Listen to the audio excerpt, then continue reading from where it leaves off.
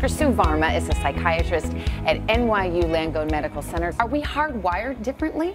Yes, you know, the nature versus nurture question is particularly interesting because biologically women are driven to form communities, harmonious communities. Estrogen and oxytocin, which is present in both men and women, is higher in women. And so for men, however, they have more testosterone, about 6 times more, and that drives them to competitive risk-taking behaviors. So for women, forming communities in the animal kingdom, in the human species, is about survival. And competitiveness flies in the face of that. It's not about balance per se, but it's about flexibility and adaptability and knowing when to use that community side of you and knowing when to use that competitive side of you. So the goal often is not about making friends. If you're at the negotiating table, you're not getting that person to like you. You don't need for them to like you at that moment. You can be friends with them before and after the negotiation. So being able to be flexible, that is one of our greatest skills and has to do with resiliency and longevity in our careers. A lot of people look to their peers for how to cope with something, and I think in the absence of other more healthier and more positive coping mechanisms, a person may go from 0 to 10 to say, I feel bad, therefore I will kill myself. And what teenagers really need to realize, and people in general who are thinking about suicide need to realize, is that suicide is a permanent solution to a temporary problem, and that there are many other positive ways that someone can deal with it. And I think friends and family and parents and teachers need to be involved and be able to recognize what is causing someone to think about suicide. You really want to look for a pattern of behavior. In depression, we talk about either low mood or irritability that lasts for a period of time. So while a normal teenager may have fluctuations in their mood from hours to hours or day to day, in depression you really see that for 2 weeks or more a person has difficulty concentrating, maybe the grades are slipping, they're apathetic, their appetite is changing, they're not playing sports if they used to, they're not hanging out with their friends if they used to, and they're not taking self-care, and that the grooming really has gone down. With the suicide rate being as high as it is and it being the 3rd leading cause of death amongst people 15 to 24, I think that it's the 3rd leading cause? Yes. Oh my gosh. I think it's really after accidents and homicides. I think it's really important that we don't dismiss this and say that this is a copycat situation. And I see a rise in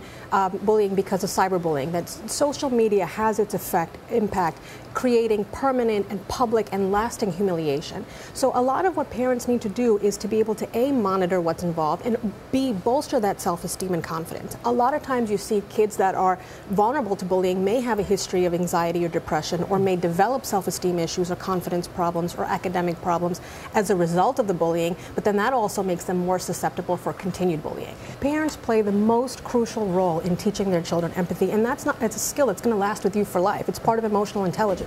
So as we go on into the workforce, that is going to be something that we take with us. Parents can do a few things. Number one, help identify and validate your child's emotional experience. You may not always agree with their behavior, but you can teach them to identify and self-regulate their own emotions, and that's a big part of empathy.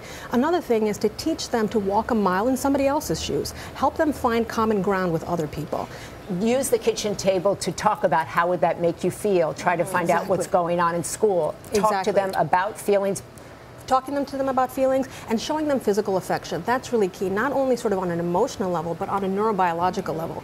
Oxytocin is one of the cuddle hormones or bonding hormones, but it also helps us empathize and connect with other people. Seasonal affective disorder is a type of fall and winter depression where we see that typically people have low moods, are eating a lot, and are sleeping a lot. What's interesting is that seasonal affective disorder is not the same thing as holiday stress. Holiday stress comes and goes, but seasonal affective disorder for many people lingers long after the holidays. So some of the best things that people can do for themselves or helping a family member is really to stick to a routine as much as possible. So that means getting out of the house, getting adequate sunlight, getting exercise, getting support from friends and family. A lot of people have this misconception that suicide rates are higher during the holidays, and that's actually not the case. Winter months, we see a decreased suicide rate, in part, we think, because of increased social support. I think for many of the women who are buying these dolls, it's more than just a hobby. Psychiatrist Dr. Sue Varma teaches at NYU School of Medicine. Where it may become a problem if this is used as the only means of social interactions, if it's being used as a prop. I would not be surprised to learn that if a woman is holding a fake baby, that she would have the same chemical hormonal reactions as if she was holding a real baby. There's something really beautiful about having an exchange with somebody.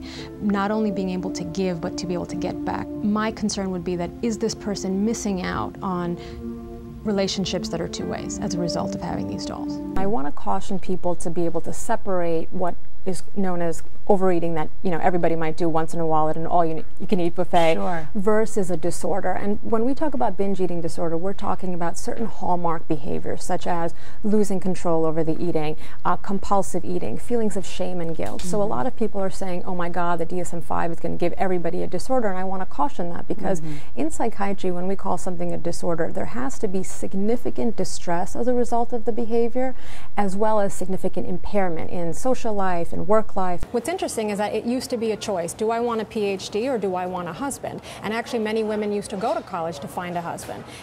We're finding that that's not so much the case anymore. People are going to college as an end in and to itself.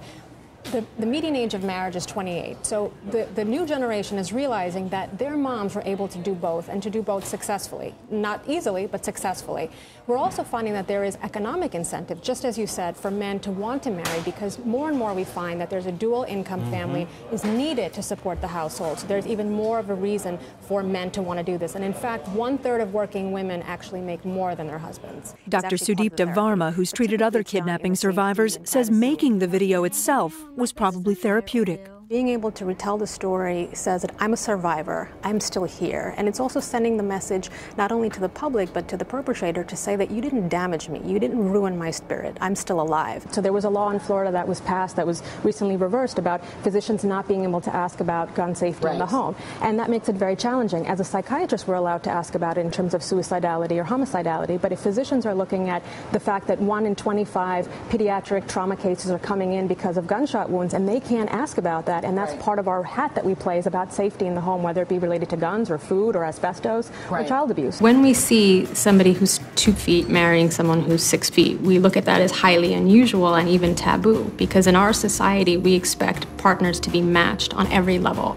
whether it be socioeconomic status, attractiveness, educational background. So when we see people that look very disparate in their appearance, it's extremely challenging for us to accept. So we see that there are certain things that people can do in the aftermath so that they can bolster up those sort of support systems. And one of them is giving back to the community. Another one is having flexible coping mechanisms so that a child may express it themselves differently. One child may withdraw, another child may have higher needs from their parents. So the caregivers really need to monitor what their specific child needs, because there isn't one size fits all when it comes to dealing with trauma. People say that they have such an anxiety when they deal with the uncertainty of what if I didn't have this object. There's a part of all of us that has the capacity to be a pack rat, whether it be with shoes or coats or You sticks. too? I too. I was telling you about this coat collection that I have that I've been banned. I love my coats too. I know. We're bombarded in the consumer culture that we're in. If you look at any commercial, they're always telling us that there's a need for something, that there's something defective in us that we need to fix, and that this product will fix that, whether it be anti-aging cream or some new gut buster.